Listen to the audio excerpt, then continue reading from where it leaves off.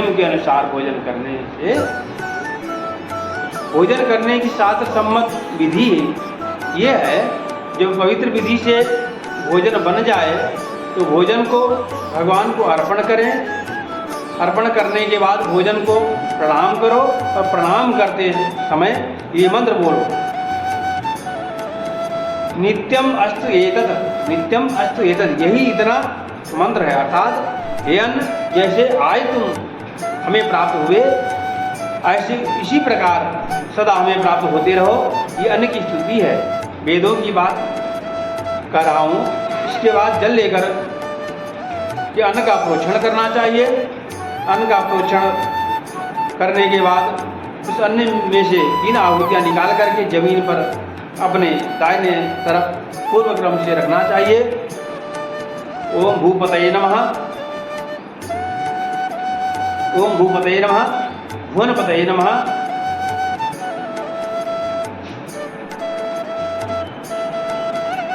ओम भूपतये नमः, ओम भुवनपतये नमः। इस प्रकार से इसके बाद चौथी बार आहुति लेकर ओम विष्णवे स्वाहा, इतना करने के बाद फिर हाथ में जल लेना चाहिए। हाथ में जल लेकर आचमन करना चाहिए।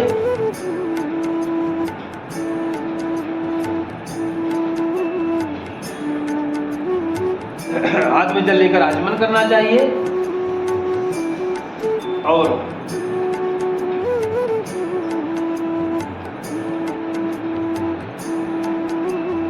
थोड़ा सा जल लेकर ओम अमृतोपस्तरणमसि स्वाहा, ओम अमृतोपस्तरणमसि स्वाहा।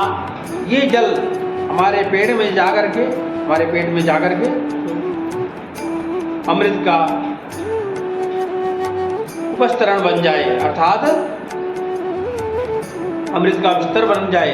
क्यों बोले, इस बिस्तर पर यज्ञ नारायण भगवान को रखना है, अन्य देवता को रखना है।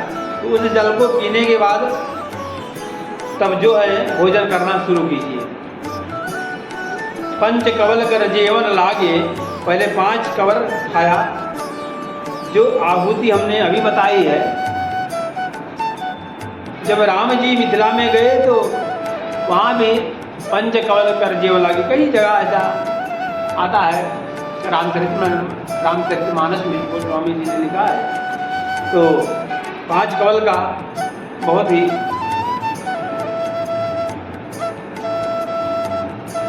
और पहले 5 कवर खाया। जो आहुति हमने अभी बताई, उसके बाद भोजन करना शुरू कीजिए। तो 5 कवल आहुति लेने के बाद फिर हाथ में जल लेकर के जब भोजन संपन्न हो जाए तो अमृत प्रधानमसि स्वाहा ऐसे कह करके आचमन करके कि अमृत का पहले बिस्तर बिछाया, फिर उसमें अन्न की आहुति दी और फिर अमृत का आवाहन करके अमृत का ढक्कन लगा दिया उस भोजन के ऊपर। अर्थात अमृत से संपुटित जब आप भोजन करेंगे तो वो भोजन आपको दीर्घायु प्रदान करेगा।